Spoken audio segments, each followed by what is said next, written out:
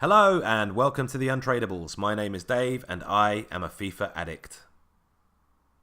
So I'll start by giving you a bit of background on myself and my lifelong addiction to football games, which began with Kickoff 2 back on the Atari ST. I used to save all my goals on floppy disks and never actually show them to anyone or even watch them myself. But I really loved the sort of skill involved in that game, the way that you really had to work hard to trap the ball, to turn at the right time, that the ball didn't stick to your feet, it didn't hold your hand too much. I just thought it was really challenging gameplay.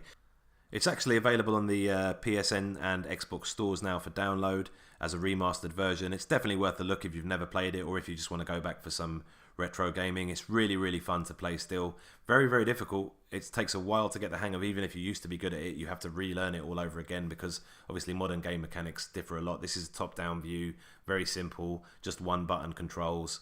But definitely worth a look if you've never tried it, and definitely worth a look if you want to go back and try it again.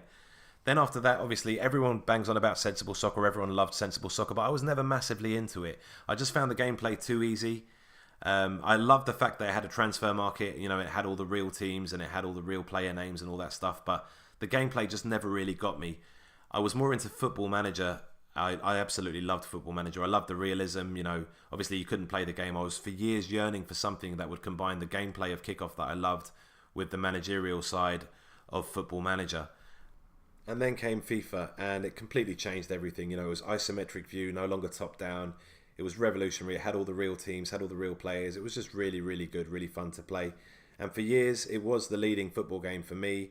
And I played every version right up until about 98 when ISS started getting really good. It was ISS Pro back then. Of course, it's Pro Evolution now. I did play that for 10 odd years. I used to love the Master League. I used to love sort of building up a team from nothing, a team of nobodies, and just turning them into winners. Obviously, you know, you'd have to go and download the option file every year to get the right kits, the right player names, the right club names.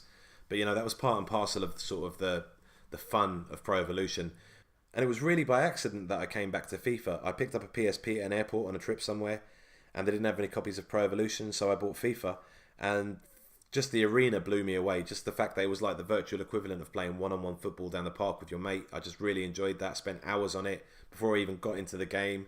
And then once I started playing the game, I just was hooked. And, you know, it's just the real licenses, the realism, the real stadiums, everything that Pro Evolution didn't have or you had to put in an effort to get was already there. And the gameplay by that time had caught up massively with Pro Evolution. It was just as good, if not better. So that was it. I was hooked. And for the first few years, I played solely career mode. I would always take my local team, who I don't actually support. I support Arsenal, Barnet, up to the Premier League and win the Champions League with them, you know, building them up. Usually using myself as a player because you could do that. Then you could be the player and the manager. So I'd sort of build the team around me, grow my skills. You know, I'd be the star man and I'd sort of... It was a real sort of rags to riches thing. Pretty much similar to the Master League. But then for whatever reason, they took out the... player manager mode. I think it was something to do with the virtual pro around the time where people have been sort of building up virtual pros and then selling them online or whatnot. And that was a real shame because the virtual pro was a really cool thing as well. And yeah, the loss of that player manager career mode kind of left me wanting a bit. I still played player career modes and manager career modes, but they just didn't have the same thing as combining the two. So I became hooked on Ultimate Team. And since FIFA 14, I have not played a single other mode. I never even tried the journey last year, have no interest in trying it this year. For me, any time spent on FIFA, not spent in Ultimate Team, seems like a waste of time. I'd always spent a lot of time on the mobile app sort of arranging my teams and, you know, buying and selling players. I'm not a massive trader. I'm kind of shit with money in real life, so that transfers across to FIFA. So that's never been the way I play it. But last year they introduced squad building challenges, which for me changed the game completely. In around November I had so many good untradeable players that I decided to go untradeable only. So I sold absolutely everything of value in my club, all players, all consumables, all kits, all badges, club items, anything that was worth value. I either discarded if it wouldn't sell or sold it. And I would grind the upgrade SBCs. Normally I would just buy cheap gold players, cheap non-rare gold players, usually focusing on the Argentinian league or Argentinian players because they were nice and cheap. You could always pick them up for 300 to 350. Grind through the SBCs, keep any sort of rares for the bigger SBCs that are becoming and higher rated cards.